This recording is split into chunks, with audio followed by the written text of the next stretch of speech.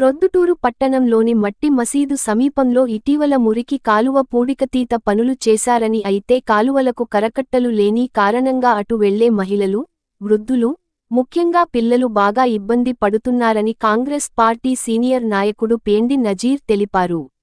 ఈ మేరకు municipal D రాజేష్ను కలిసి ఈ సమస్యను వెలుగులోకి తీసుకొచ్చారు. స్వయంగా అక్కడికి వెళ్లి పరిశీలించారు. ఈ సందర్భంగా విలేకరులతో నజీర్ మాట్లాడుతూ ఇక్కడి మురికి కాలువ బాగా లోతుగా ఉండడం వల్ల, రక్షణ గోడ లేని కారణంగా ఏదైనా ప్రమాదం జరిగితే బాధ్యులు ఎవరని ప్రశ్నించారు.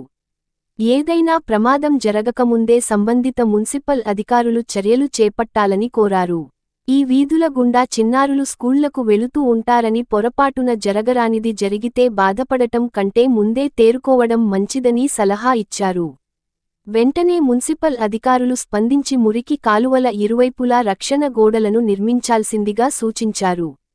25వ వార్డు మనము వార్డులో ఉన్నాము. కొత్తపల్లి కాలువ దగ్గర దీనికి ఇరువైపులా గత 15 ఏళ్ల నుంచి అక్రమాలు కట్టడాలు ఉన్నాయి. ఈ కాలువ దాదాపు 10 అడుగులు లోతుంది. ఇక్కడ చిన్న చిన్న పిల్లలు స్కూలుకు పోయే పిల్లలు వస్తూ పోతుంటారు. ఆ పిల్లలు పోతే ప్రాణాలు పోతే దీనికి ఎవరు బాధ్యత? మున్సిపల్ అధికారుల బాధ్యతనా? మున్సిపల్ కౌన్సిలర్ల బాధ్యతనా? ఇళ్ల మధ్యలో ఇంత లోతైన ఇంత ప్రధానమైన కాలువ ఇరువైపులా గోడలు లేకుండా అక్రమ కట్టడాలు కట్టేసి నీరు పోకుండా కొద్దిపాటి వర్షం వస్తే ఈ నీళ్లు ఆ ఇళ్లలో చేరి ఈ విధంగా వస్తుంటే దాదాపు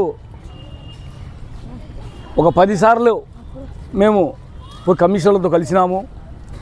గత 6 నెలల క్రితం వచ్చి నామక మాత్రం పూడిక తీసి నామక మాత్రం అక్కడ అక్రమాలు కొట్టడం కొద్దిగా తీసేసి వెళ్ళిపోయినారు.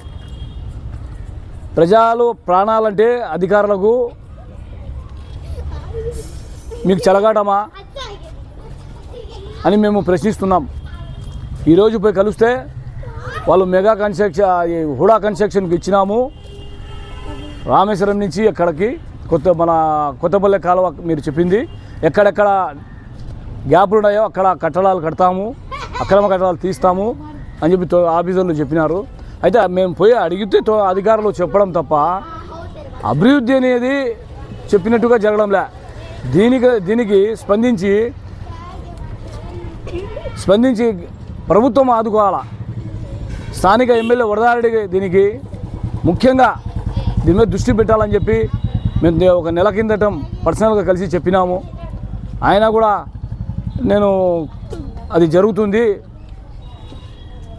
మేము ఖచ్చితంగా చేస్తాంలే అని చెప్పారు. అయితే మాటలు తప్ప పనులు కావడంలే. మున్సిపాలిటీలు డబ్బులు లేవు అంటున్నారు. గత ప్రభుత్వంలో వైసీపీ ప్రభుత్వంలో దాదాపు 1,00,000 కోట్లు 110 కోట్లు ఉన్నాయి. 110 కోట్లు ఉన్నాయి డబ్బులు. అవి అభివృద్ధి జరిగిందని చెప్పారు. ఏ ఒక్క అభివృద్ధి జరగలే. ఎక్కడ అయిపో చేసినారో ఆ డబ్బుల్లో. ఇప్పుడు దాదాపు ఒక 20 లక్షల రూపాయలు పని చేయాలన్నా 20 లక్షలు పని చేయాలన్నా మున్సిపాలిటీ డబ్బులు లేవంటున్నారు. ఇలాంటి ప్రభుత్వాలకు మనం ఏం చేయాలా? మేము ప్రజలను కూడా ఒక మాట అంటున్నాం. మీరు దివాసన జీవిస్తున్నారు. మీరు కౌన్సిలర్లు ఎందుకు ఓట్లు వేస్తారు? మాకు కౌన్సిలర్ అంటే ఎట్లా ఉండాలా? ఒక కాపలదారుడుగా ఉండాలా. డ్రైనేజీ వ్యవస్థ కానీ, లైటు వ్యవస్థ కానీ, నీళ్ళ వ్యవస్థ కానీ, చెత్త సేకరణ కానీ ఇవి సదుపాయాలు చేసేవాడు వార్డు నెంబరు కౌన్సిలరు. అవి ఏం లేకుండా కౌన్సిలర్గా ప్రజలను ఆపొద్దు మొబ్బ పెట్టడం, గెలిపించడము, ప్రజా సమస్యలను పట్టించుకోకపోవడము ఇదే చేస్తున్నారు. ప్రజలను కూడా మీరు కూడా తిరగబడాలా. ఎవరు కౌన్సిలర్ ఉంటారో వాళ్ళ ఇళ్ళ కాడ పోయి నిలబెట్టాలా. ఇంతసేపు మేము ప్రతిపక్షంలో మా కాంగ్రెస్ పార్టీ విభజన జరిగిన తరపు నుంచి ప్రజలు మమ్మల్ని ఏదో విభజన జరిగిందనే ఆలోచనతో మా ఉండే పార్టీలో నాయకులు వైసీపీలోకి వెళ్ళిపోవడం, కొంత బలహీనపడడం అయినా కానీ మా పోరాటం అక్కడక్కడ మేము చేస్తూనే ఉన్నాం.